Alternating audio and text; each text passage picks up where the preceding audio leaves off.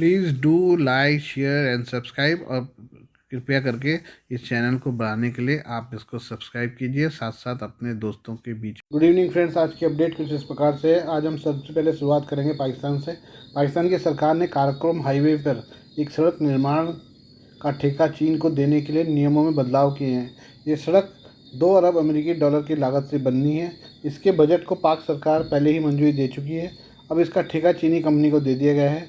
पाकिस्तान के वित्त मंत्री मोहम्मद औरंगजेब के नेतृत्व वाली कैबिनेट की आर्थिक समन्वय समिति (ECC) ने काराकोरम राजमार्ग के एक हिस्से के निर्माण के लिए चीनी कंपनियों को ठेका देने के लिए अंतर्राष्ट्रीय प्रतिस्पर्धी बोली के नियम में बदलाव किए।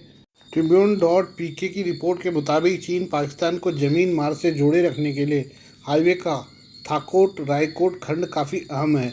पाक वित्त मंत्रालय के एक बयान के अनुसार ECC ने CPC के तहत KKH थाकोट रायकोट के पुनर्गठन पर चीन और पाकिस्तान के बीच फ्रेमवर्क समझौते पर विचार किया।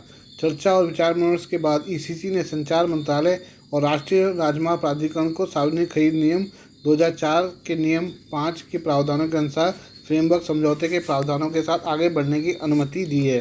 क्यों किया गया है नियम में बदलाव? सार्वजनिक खरीद नियामक प्राधिकरण कानून सरकार को प्रतिस्पर्धी बोली के माध्यम से अनुबंध देने के लिए बाध्य करता है। हालांकि PPRA नियम 5 में कहा गया है कि जब भी ये नियम किसी अंतर्राष्ट्रीय संधि या किसी अंतर्राष्ट्रीय वित्तीय संस्थान के साथ समझौते के चलते दायित्व या प्रतिबद्धता के साथ टकराव में होते हैं तो इनमें कुछ बदलाव किए जा सकते हैं।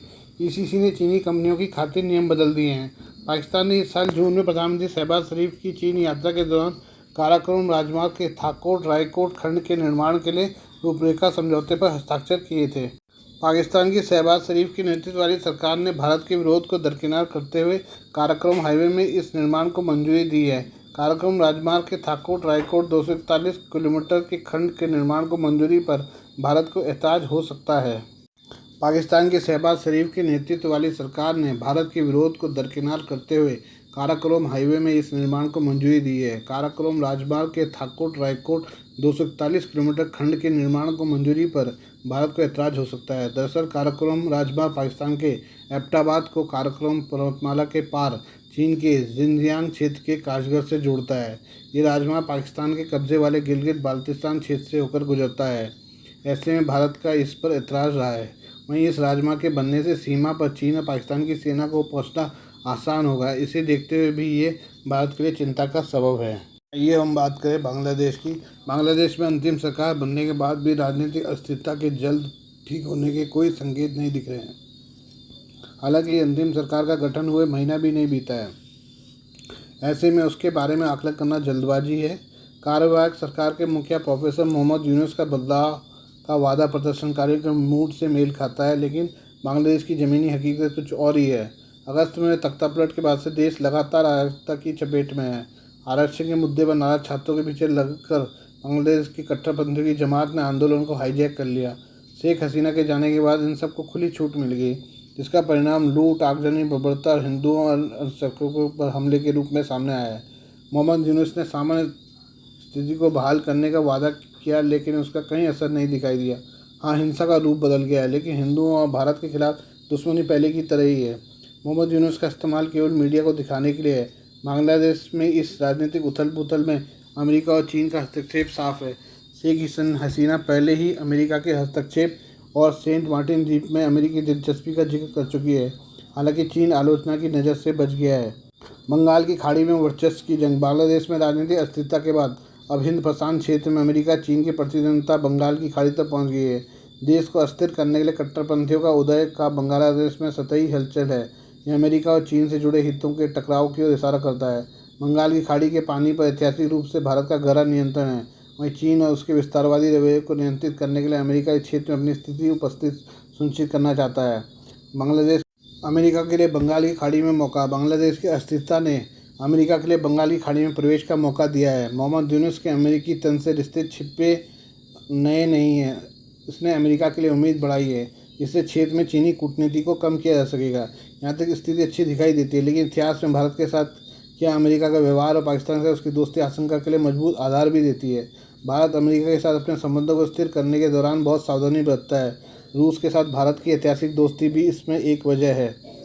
बांग्लादेश संघर्ष में अमेरिकी हस्तक्षेप की चर्चा करते समय चीन की भूमिका को नजरअंदाज नहीं किया जा सकता। चीन रणनीतिक रूप से बंगाली खाड़ी में अपने प्रभाव क्षेत्र का विस्तार कर रहा है। बेल्ट एंड रोड इनिशिएटिव के माध्यम से देशों को अपने प्रभाव में लेना और फिर उनके संप्रभुता के हस्तक्षेप करना बीजिंग की नीति है। श्रीलंका और पाकिस्तान के साफ उदाहरण हैं। पाकिस्तान के माध्यम से चीन अरब सागर तक पहुंचता है। बंगाल की खाड़ी के अधिकांश तटीय राज्य मुख्य रूप से इसके BRI विस्तारवादी जाल में फंस गए हैं। आइए अब बात करें पाकिस्तान बांग्लादेश की डील की। मोहम्मद यूनूस के नेतृत्व वाली बांग्लादेश की अंतिम सरकार ने पाकिस्तान से गोला बारूद की बड़ी डील की है। बांग्लादेश ने गोला बारूद की आपूर्ति के लिए पाकिस्तान से डील की है। ट्रिब्यून ने सुरक्षा प्रतिष्ठान के सूत्रों के हवाले से जानकारी दी है कि बांग्लादेश से हज़ारों राउंड गोला बारूद का ऑर्डर 3 चरणों में दिया जाना है। ये चरण सितंबर से शुरू होंगे। ये पहली बार नहीं है जब पाकिस्तान बांग्लादेश को गोला बारूद की आपूर्ति कर रहा है, लेकिन इस दफ़ा काफ़ी बड़ी तादाद में आपूर्ति होनी है। इस गोला बारूद का इस्तेमाल तोपों में किया जाना है जो 30 किलोमीटर से 35 किलोमीटर के बीच के लक्ष्यों को फायर कर सकती है। पाकिस्तान ऑर्डिनेंस फैक्ट्री बोर्ड के निर्यात प्रभाग ने उत्पादन बढ़ाने के लिए अपने सभी कारखानों को ऑर्डर की सूची भेज दी है। POF की ओर से हवेली एंड संजवाल और गढ़वाल में विभिन्न प्रभागों के प्रबंध निदेशकों को भेजे गए पत्र में पाकिस्तान से बांग्लादेश को सैन्य निर्यात का विवरण दिया गया है। निर्यात सितंबर के पहले सप्ताह से शुरू होकर दिसंबर में खत्म होने वाले 3 शिपमेंट में किया जाना है। पाकिस्तान से क्या क्या मांग रहा है बांग्लादेश? बांग्लादेश को इस सौदे में पाकिस्तान से 40,000 से अधिक राउंड गोला बारूद, 40 टन RDX और उच्च तीव्रता वाले प्रोजेक्टाइल मिलना है। बांग्लादेश की ओर से इस ऑर्डर को नई सरकार के पाक और चीन की ओर झुकाव की तरफ भी देखा जा रहा है। कई रक्षा एक्सपर्ट का मानना है कि 5 अगस्त को शेख हसीना को PM पद से हटाने के लिए बांग्लादेश में हुए विरोध प्रदर्शनों को पाकिस्तान और चीन की खुफिया एजेंसियों का समर्थन हासिल था। शेख हसीना को भारत समर्थक माना जाता रहा है, वहीं BNP और जमात पाकिस्तान के करीब माने जाते हैं। बांग्लादेश में पाकिस्तान से गोला बारूद की ये डील ऐसे समय की गई जब देश में हाल ही में सत्ता परिवर्तन हुआ है और अराजकता की स्थिति है। ढाका समेत पूरे देश में भारी विरोध प्रदर्शनों के बाद 5 अगस्त को शेख हसीना को PM पद और देश छोड़ना पड़ा था। हसीना ने फिलहाल भारत में शरण ली है। वहीं बांग्लादेश में मोहम्मद यूनूस के नेतृत्व में नई अंतिम सरकार बनी है। अंतिम सरकार ने गठन के 3 हफ्ते बाद ये डील की है। आइए हम बात करें भारत की समुद्री ताकत के बारे में। भारत अपनी समुद्री ताकत को और मजबूत करने के लिए तैयार है। इसके लिए वो अगले 6 महीने में अपनी तीसरी परमाणु शक्ति संपन्न बैलिस्टिक मिसाइल पनडुब्बी SSBN को नौसेना में शामिल करेगा। ये कदम चीन के साथ जारी तनाव के बीच उठाया जा रहा है। इससे पहले गुरुवार को विशाखापट्टनम में दूसरी SSBN INS अरिहंत को स्ट्रेटेजिक फोर्स कमांड में औपचारिक रूप से शामिल कर लिया गया है। तीसरी SSBN अगले साल की शुरुआत में INS अरिहंत के रूप में कमीशन हो जाएगा। अभी ये परमाणु पनडुब्बी अलग अलग ट्रायल से गुजर रही है। INS अरिहंत, INS अरिहंत और INS अरिहंत से बड़ी है। ये वजह है कि अधिक लंबी दूरी की न्यूक्लियर मिसाइलों को ले जाने में सक्षम है। INS अरिहंत की एंटी से बड़ी नेवल की ताकत। भारतीय नौसेना की क्षमता को बढ़ाने के लिए एक दिन पहले INS अरिहंत को स्ट्रेटेजिक फोर्स कमांड में शामिल कर लिया गया है। ये भारत की दूसरी परमाणु शक्ति संपन्न बैलिस्टिक मिसाइल पनडुब्बी है।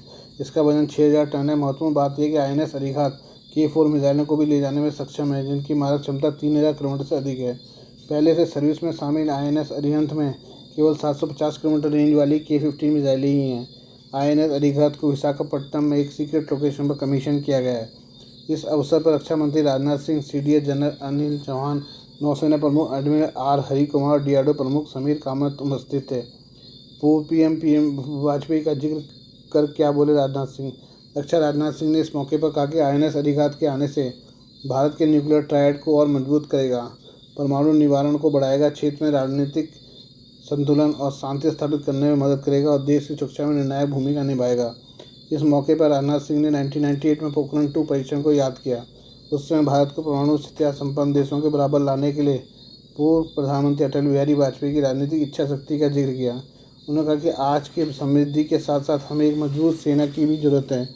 हमारी सरकार ये सुनिश्चित करने के लिए मिशन मोड में काम कर रही है और हमारे जवानों के पास भारतीय धरती पर बने अच्छी गुणवत्ता वाले हथियार और प्लेटफॉर्म हैं। INS अरिहंत के बाद अब INS अरिहंत। INS अरिहंत में कई स्वदेशी तकनीक का इस्तेमाल किया गया है, जिससे अपनी पूर्ववर्ती INS अरिहंत की तुलना में काफ़ी एडवांस बनाती है। INS अरिहंत 2018 में पूरी तरह से कमीशन हुआ था। एक अधिकारी ने बताया कि ये दोनों मिलकर समुद्र में संभावित दुश्मनों को रोकने और अपने राष्ट्रीय हितों की रक्षा करने के लिए भारत की क्षमता को बढ़ाएंगे। INS अरिहंत का आकार और बनाव भले ही INS अरिहंत जैसा हो, लेकिन यह बहुत अधिक सक्षम वर्जन है जिसमें बहुत सारे आंतरिक इंजीनियरिंग अपग्रेड्स हैं। तीसरा SSBN, जिसे अगले साल की शुरुआत में INS अरिहंत के रूप में कमीशन किया जाएगा, पहले के 2 SSBN INS अरिहंत और INS अरिहंत से थोड़ा बड़ा है। यह अधिक लंबी दूरी की मिसाइलें ले जाने में सक्षम है। सूत्रों ने बताया कि INS अरिहंत कुछ K4 मिसाइलों को ले जाने में भी सक्षम है, जिनकी मारक क्षमता 3000 किलोमीटर से अधिक है, जबकि उसके पहले के संस्करण INS अरिहंत केवल 750 किलोमीटर रेंज की K-50 मिसाइलों से लैस है। INS अरिधमन और निर्माणाधीन चौथा SSBN और भी अधिक शक्तिशाली होंगे। 7,000 टन वजन और 125 मीटर लंबाई के साथ वे बड़ी संख्या में K4 मिसाइलें ले जाने में सक्षम होंगे। 1990 के दशक में शुरू किए गए एडवांस टेक्नोलॉजी बेसल प्रोजेक्ट के तहत इन परमाणु शक्ति संपन्न पनडुब्बियों का निर्माण कार्य चल रहा है। इसमें 90,000 करोड़ रुपये से अधिक की लागत में निर्मित 4 पनडुब्बियां शामिल हैं। हालांकि ये संख्या अमेरिका, चीन और रूस जैसे देशों के SSBN के आकार से आधे से भी कम है। आज के लिए बस इतना ही। बाकी मिलते हैं कल आपसे नई खबरों के साथ। धन्यवाद।